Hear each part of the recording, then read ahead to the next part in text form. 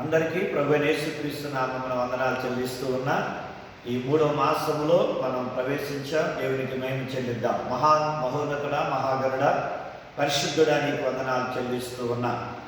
ఈ 2024 2 మాసాలు మా జీవితంలో మీరు చేసిన మేలులకే స్తుతిస్తూ ఈ 3వ మాసములో నీ పాదాల ఎదుటికి వచ్చి నిన్ను గణపరుస్తూ ఉండగా, నాయన మా స్తుతుల కారణభూతుడా, ఈ యూట్యూబ్ ఛానల్ ద్వారా వాక్యం వింటున్న మా ప్రియ బిడ్డలందరినీ కూడా మీరు దీవించి మీ సాక్షులు నిలబెట్టుకొని వారి అవసరం తీర్చమని, లేమిని కలిగిగా మార్చి, అనారోగ్యాన్ని ఆరోగ్యంగా మార్చి నీ అద్భుతమైన కార్యాలు జరిగించమని యేసు నామమున స్తుతిని మీకు సమర్పించుకొంచున్నాము తండ్రి. ఆమేన్. ఈ రోజున దేవుని వాక్యములో నుండి ద్వితీయోపదేశ కాండము 20వ అధ్యాయం 1వ వచనాన్ని చదువుకున్నా. నీవు నీ శత్రువులతో యుద్ధములకు పోయి గుర్రములను రథములను మీకంటే విస్తారమైన జనమును చూచినప్పుడు వారికి భయపడవద్దు. ఐగుప్తు దేశములో నుండి నిన్ను రప్పించిన నీ దేవుడైన యెహోవా నీకు తోడయుండును. దేవుడి మాటలు మన వెనుకలో దీవించునుగాక. ఆమేన్. ప్రియమైన దేవుని సంగమా, ఈ ద్వితీయోపదేశ కాండం 20వ అధ్యాయం 1 నుండి 8 వచనాల్లో ఉన్న 2 భాగాలుగా దీన్ని జ్ఞాపకం చేస్తూ ఉన్నా. మొదటి భాగంలో మనము పోరాటంలో ఉన్నాం. ఈ పోరాటంలో ఉన్నటువంటి మనం దేనికి భయపడక విశ్వాసముతో దేవుడు మనకు తోడుగా ఉన్నాడు అన్న నిశ్చయతతో మన ప్రయాణాన్ని కొనసాగించాలి అని దేవుడు జ్ఞాపకం చేస్తూ ఉన్నాడు. ఆ కింద వచనాల్లో కూడా అదే ఉంటుంది. మీరు భయపడవద్దు, జడియవద్దు, జంకవద్దు, బెదిరిపోవద్దు అని దేవుడు తెలియజేస్తూ ఉన్నాడు.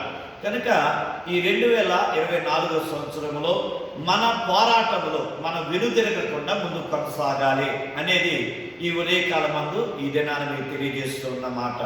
అయితే ఈ 5 నుంచి 8 వచనాల్లో ఉన్న భాగంలో చూస్తే 4 సందర్భాలు ఉన్నాయి. ఈ 4 సందర్భాలను 4 విధాలుగా మన పోరాటంలో మనల్ని వెనక్కి లాగేవి, మనల్ని బలహీనపరిచేవి ఏంటి అంటే, 1 ఆస్తులు, 2వది ఆహారము, 3వది కుటుంబము, 4వదిగా భయం, పిరికితనం. ఇవి ఒకవేళ మనల్ని వెనక్కి లాగుతూ ఉంటే, ఎందుకంటే దేవుని కన్నా అధికంగా మనం వీటిని ప్రేమిస్తూ ఉంటాం. అందుకనే దేవుడు అంటూ ఉన్నాడు, మరి వీటి విషయంలో నువ్వు గనక ఉన్నట్లయితే నువ్వు వెనుదిరిగి ఇప్పుడే, అంతేగాని యుద్ధంలోకి వెళ్ళొద్దు అని యాజకుడు ఇశ్రాయేలు ప్రజలతో చెబుతున్నాడు. మరి దేవుని యొక్క సేవకులుగా మీరు జ్ఞాపకం చేసుకున్న మాట కూడా అదే. మనం అనుదిన విశ్వాస పోరాటంలో ఉన్నాం. ఈ పోరాటంలో ఒకవేళ నేత్రాశ, శరీరాశ, జీవటము మనల్ని వెనకలాగుతూ ఉన్నట్లయితే ఇదిగో మనం ఎన్నడూ కూడా దేవుని రాజ్యంలో ప్రవేశించలేదు. అయితే మరి దేవుని యొక్క రాజ్యంలో ప్రవేశించాలి అంటే, మన ముందు కొనసాగాలంటే, వెనుదిరగకుండా ఉండాలంటే 3 వాగ్దానాలు మనకు దేవుడు ఇస్తూ ఉన్నారు. 1 ద్వితీయోపదేశ కాండం 2వ అధ్యాయము 7వ వచనములో దేవుడు నీకు తోడయుండును అని తోడై ఉన్నాడు అని వ్రాయబడుతుంది.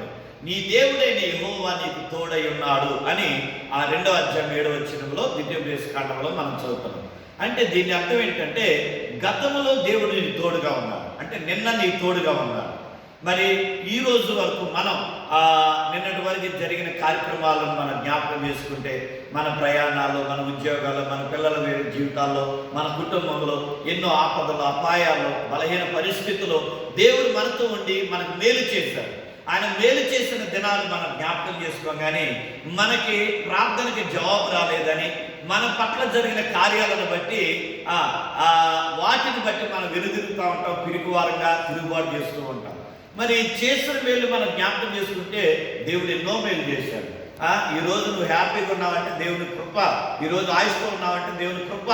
కనుక గతంలో ప్రతి ఆపద నుండి తప్పించాడు కనుక ఈ రోజు నువ్వు ఉన్నావు. అందుకనే గత దినాల్లో తోడై ఉన్న దేవుడిని జ్ఞాపకం చేసుకొని మన పోరాటంలో ముందుకు కొనసాగాలి. ఇక 2వదిగా ఏంటంటే, యెహోషువ గ్రంథం 1వ అధ్యాయం 9వ వచనంలో వ్రాయబడుతూ ఉన్నది. యెహోషువ 1వ అధ్యాయం 9వ వచనంలో చివరిలో ఉన్నది, నీ దేవుడైన యెహోవా నీకు తోడయుండును అని వ్రాయబడింది. అంటే నీకు తోడయుండును, తోడై ఉన్నాడు అని అక్కడ చదివాము. అంటే నిన్న తోడై ఉన్నాడు, ఈ రోజు కూడా నీ తోడై ఉన్నాడు. అది ఇక్కడ వాగ్దానం. అంటే నిన్న తోడై ఉన్న దేవుడు ఈ రోజున ప్రస్తుత వర్తమానంలో కూడా దేవుడు నీ తోడు ఉంటాడు. ఎప్పుడు నీ దేవుడు తోడుగా ఉంటాడంటే, నీవు దేవుని ఎదుట నడుస్తూ ఉన్న నీవు దేవుని మాట విన్నప్పుడు, నువ్వు దేవుని మాట విన్నప్పుడు అపోస్తుల కార్యములో పేతురు అంటాడు 4:19 వచనములు అంటాడు, మేము దేవుని మాట వినుట న్యాయమా, మీ మాట వినుట న్యాయమా అని అంటాడు. మన దేవుని మాట వింటే దేవుడు మన తోడుగా ఉంటాడు.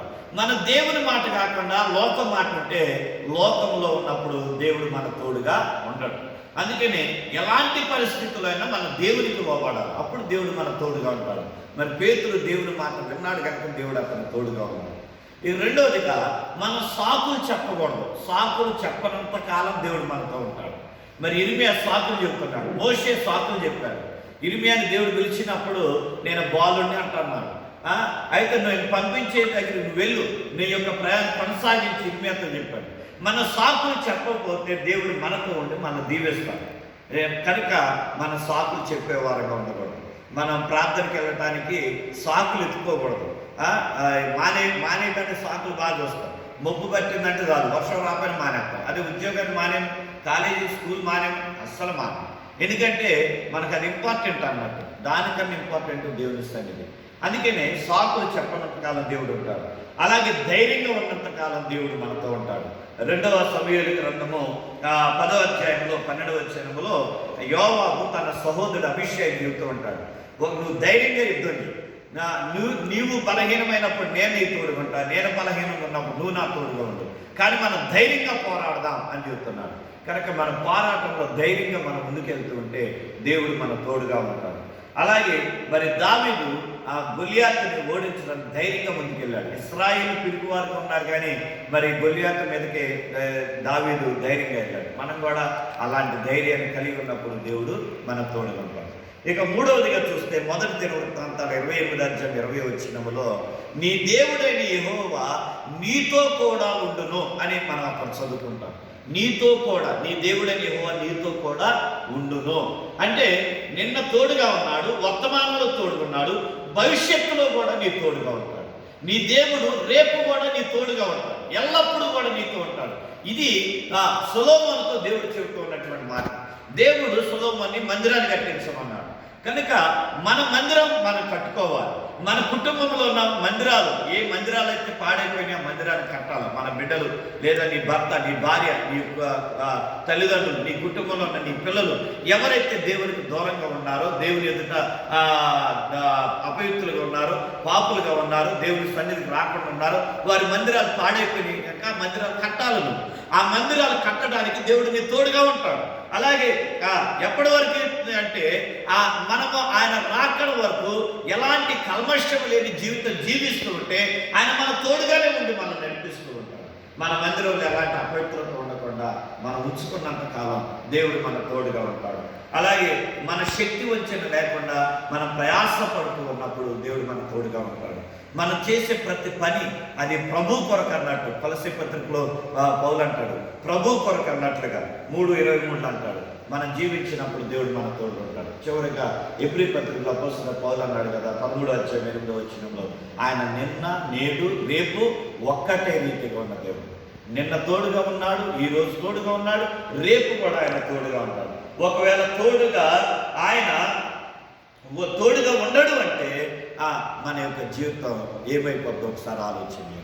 కనుక తోడుగా ఉన్న దేవుడిని వెంబడించడం, ఒకవేళ ఆయన తోడు కనుక లేకపోతే హోషేయ 13:5లో వ్రాయబడుతుంది, మనం ఎడారిలో చెప్పులు లేకుండా కాళ్ళకి మన ఎడారిలో ఎండ మండుట ఎండలు ఎలా నడుస్తుంటే ఎలా ఉంటుందో అలాంటి పరిస్థితి మనం కలిగి ఉంటుంది.